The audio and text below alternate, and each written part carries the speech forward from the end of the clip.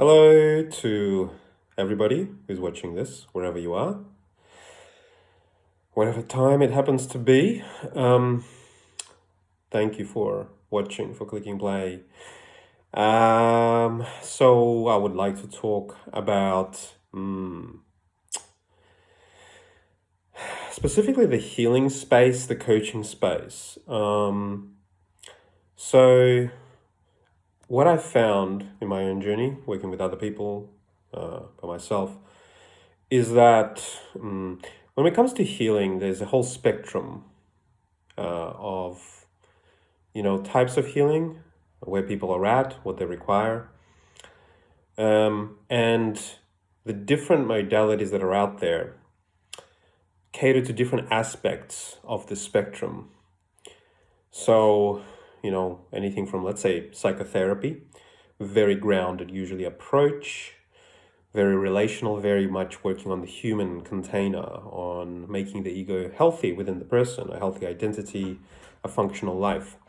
And then as we progress up the spectrum, we get more into other things like, let's say, more coaching. And coaching is very much future-oriented, present and future-oriented. So it takes the person as they are now, it looks at their goals, where they wanted to go. It finds strategies to help them manage their behaviors, thoughts, emotions, to move them towards that.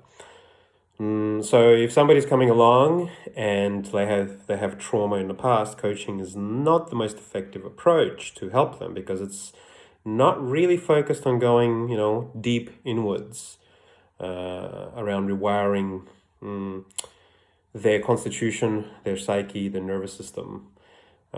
It's more applicable, I find, to people who are fairly well grounded in their lives, and who have perhaps some blocks, some roadblocks, specifically strategy wise, behavior wise, around where they want to go and how they want to get there. Then you have, for example, the healers space, and that's a spectrum all in its own right. You have energetic healers, you have psychic healers, you have intergalactic healers, you have shamanistic healers. Now there's a lot of crossing the same ground. They cross over quite a bit, but they can kind of focus in on different aspects of consciousness. And it's hard to say who it's good for. In some sense, it's good for everybody. In other sense, it can be detrimental to people who are not ready, who are wanting something else, who are wanting more of just like a functional life, or work on their relationships. So maybe move towards an entrepreneurial, direction. So how do we navigate the space out there? How do we know what we need? How do we get there? And I guess something that's important is to understand what each modality caters for, understand the needs that we have, and which of these modalities can meet that need in the best way. Another way is to find someone who has covered different aspects of the spectrum. So they may have a psychotherapy background, they may have some gifts in the psychic realm or coaching modality to go on top of that. And so this person, being more holistic in nature, especially when they're really intuitive, is able to connect to your needs and guide you with the tools that they have in their toolkit. They may pull something out of the psychotherapy belt, then move into coaching, then move into a healing space. But what my intention for this post really is actually about the dangers of the gaps that are there. So specifically when practitioners do not know their limitations. So what I find out there is there's a lot of coaches, a lot of people who have completed coaching certifications. And what happens is, in the way that they market themselves, the people that find them and come to see them, they don't actually really match well. So if a coach, somebody's done a few workshops or a few weekends here and there, and then got a diploma, let's say, in coaching, And then somebody comes to them with anxiety that comes from deep-seated relational family trauma, let's say from their childhood.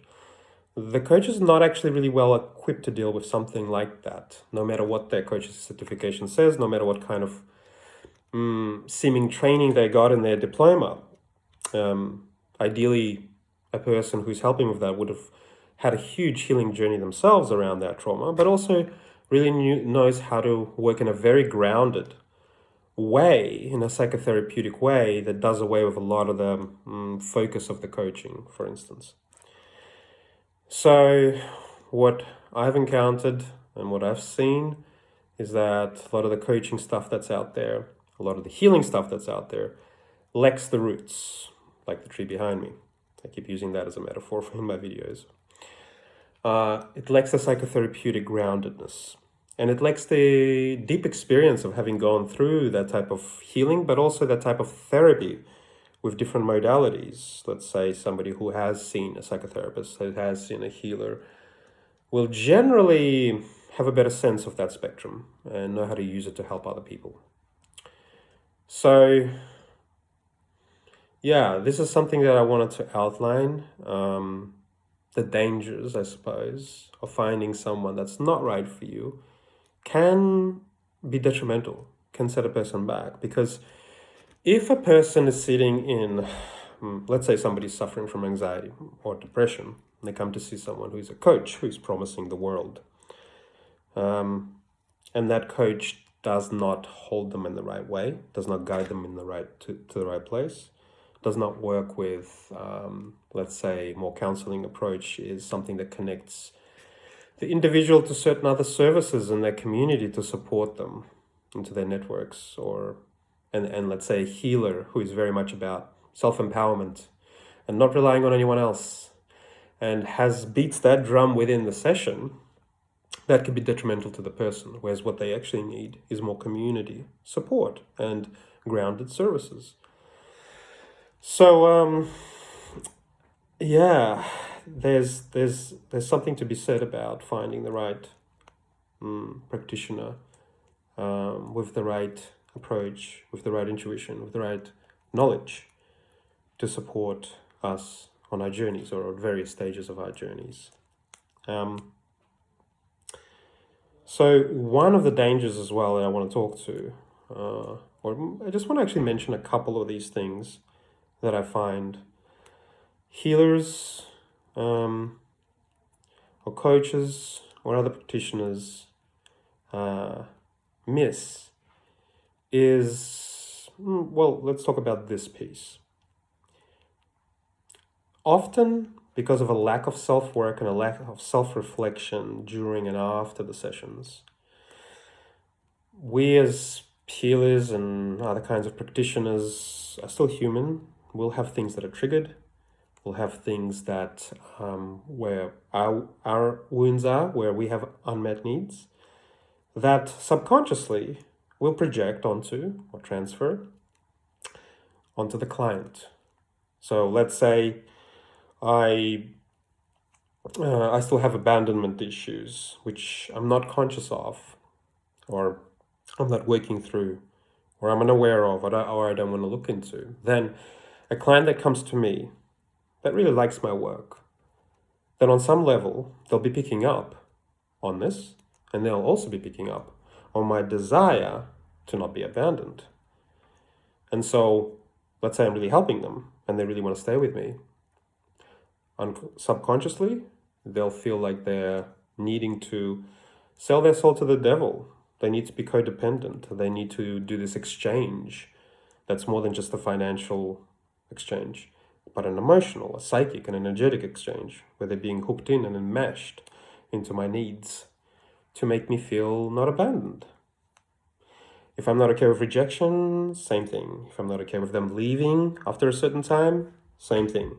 They'll feel that on some level, consciously or subconsciously. And then there is unhealthy attachment that occurs. Same thing around something like pedestaling, grandiosity. So what I've come across quite a bit in myself and in others, because we're all human and we all have different densities of each one of these patterns, is that especially with something like coaching and the seeming kind of boost and superiority that comes from having that power over somebody's life on a subconscious level. All of a sudden, let's say I've done the certification, I can change people's lives. If we're not careful, if I don't look at my own trauma around my need to be special and extraordinary and looked up to and admired and have superpowers in some way, then my trauma will hook into that and it will get off on some level at being that counselor, that coach, that expert in some way. All of a sudden, all my needs around feeling competent and professional, are being met on some level. So usually comes from a lack of self-worth, because all of a sudden now I have worth through all these things: status, credibility, respect, etc., etc. And so if I'm holding that, if I'm still haven't really worked on that stuff, or at least consciously hold that in my awareness on some level when I am engaging with practitioners, with clients, pardon me, there's basically a need of mine on the clients to hold me in that high regard. And anytime they seek to get empowered in some way, that's going to equate us as the same or them as higher in some way, subconsciously I'm going to get controlled with a need to disempower them, to bring it back to me, to bring it back to my expertise, and them down and them looking at me in that way again. So it's a dangerous game to play when people are entering these positions of power, of quite actually, very strong positions of power, because when people come to them and they open up and they go into vulnerable spaces, the vulnerability, if it's not held in a sacred way, becomes abused, and the person becomes re-traumatized by the fact that the practitioner is actually using them on some level. And so there's more damage that's done. Eventually that person feels betrayed, feels hurt, feels rejected, recreates their defenses around that vulnerability, and then it's even harder for them to open up again, because even somebody I really trusted and paid, who is meant to be a professional to help me, has done the same thing that my mom did, my dad did, whoever did to me. So there's a great importance in the experience of the therapist or the healer or the coach and how much work they've really done themselves. So it's really a combination of their training and the broad range of training, but also, how deeply they've gone in, how conscious they are at holding their stuff. Having said all that, it's bloody difficult to gauge all that.